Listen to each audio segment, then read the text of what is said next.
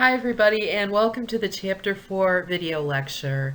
In the last chapter we were looking at approaches to leadership, and we looked at 4 of the 5 approaches discussed in our textbook. In this chapter we'll look at the 5th one, the idea of transformational leadership. The best way to understand transformational leadership is to contrast it with transactional leadership. Note that these sound alike, but they mean very different things. We can think of transactional leadership as the traditional form of leadership where the leader is concerned with satisfying just some basic human needs of followers, such as the need for an income. Whereas transformational leadership is designed to satisfy some higher level human needs like self-esteem. A useful tool for understanding the difference between transactional and transformational leadership is Maslow's hierarchy of needs. This appears on page 100 of our textbook, and you may have seen it before in different classes.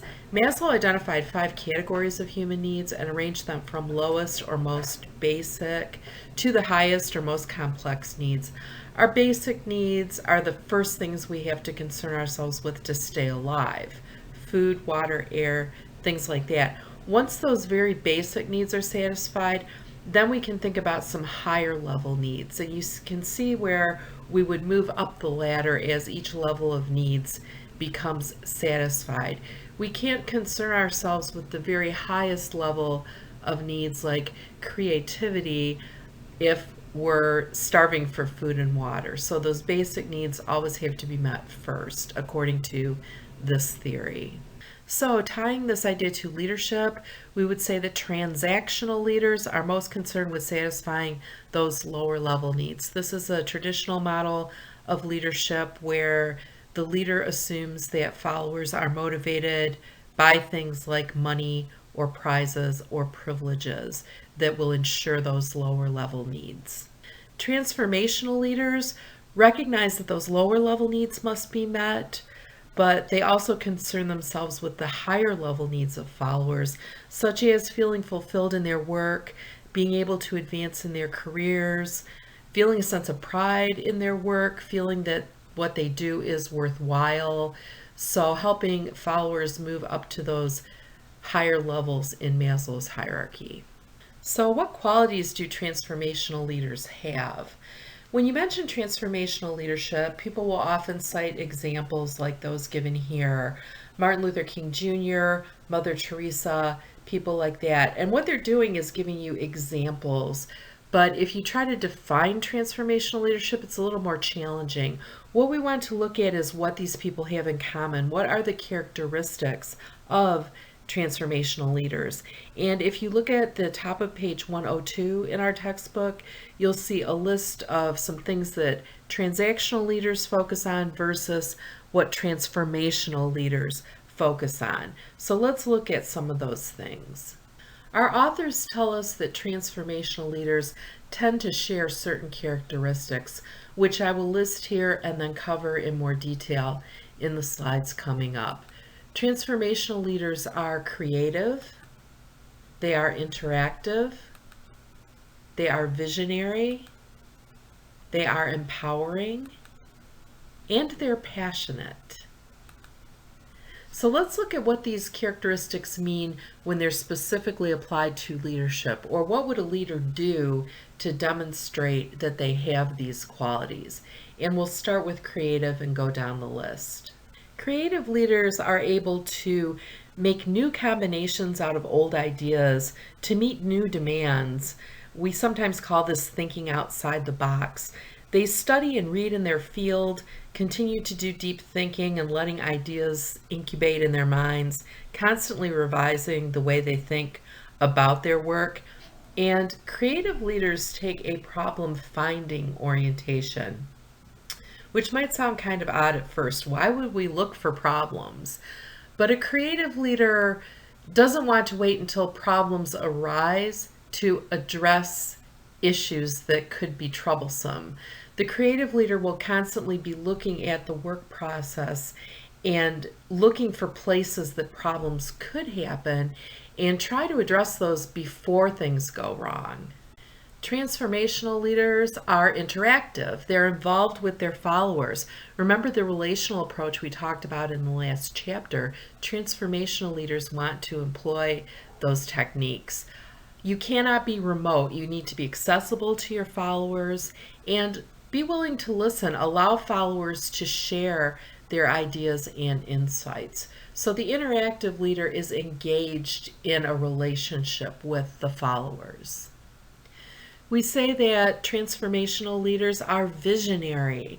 They're able to communicate a vision. They have an idea of where they want to go and are able to communicate that sense of direction and purpose. They energize their people, help them create meaning from their work so they can see their work as meaningful, establish standards of excellence, and are able to bridge the present and the future. Talk about how we get from here to there. On pages 113 and 114 of our textbook, there's a list of vision statements of various companies.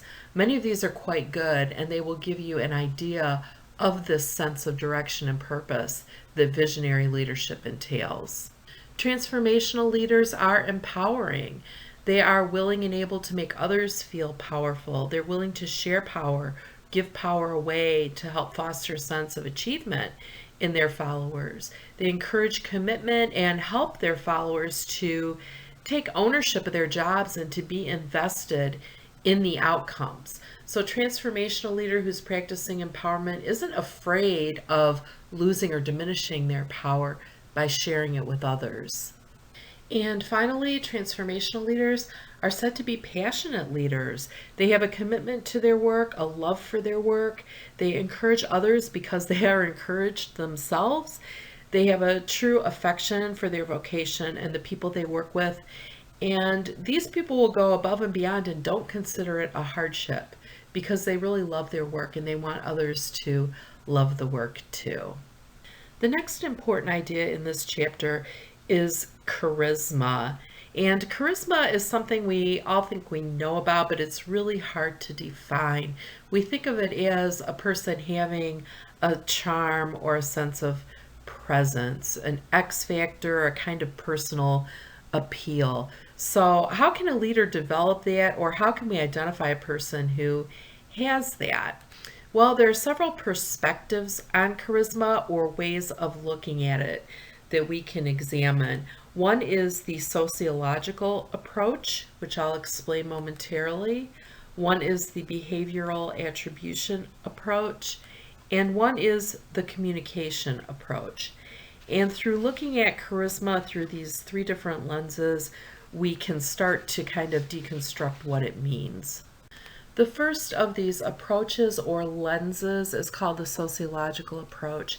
And if you're employing this approach, you would look at charisma as a gift or talent or an extraordinary power that's kind of inherent, innate, God-given, if you will, that it's an X factor that some people have and some people don't. So you can identify it in people, but we can't really tell you how to develop it if we're using this approach. The next approach we can take to understanding charisma, or we could say the next lens we can look through, is called the behavioral attribution approach. And this approach looks at charisma as something that is demonstrated through a set of behaviors.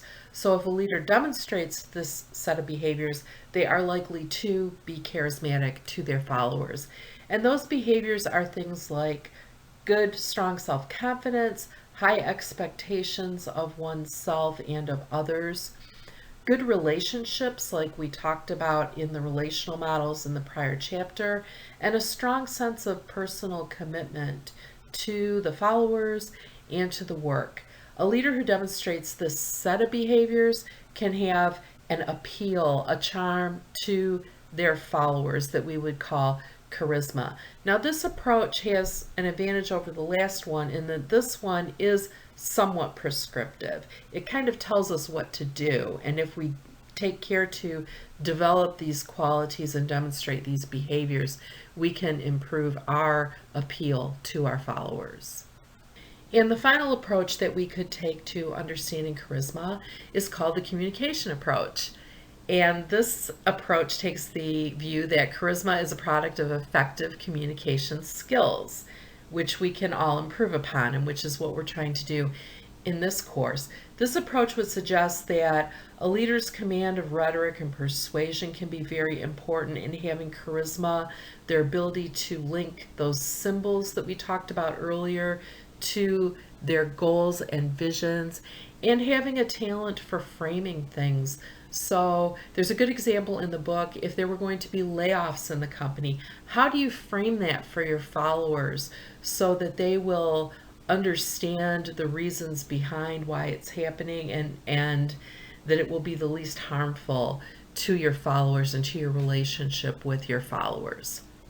So to wrap up, we looked at transactional and transformational leadership.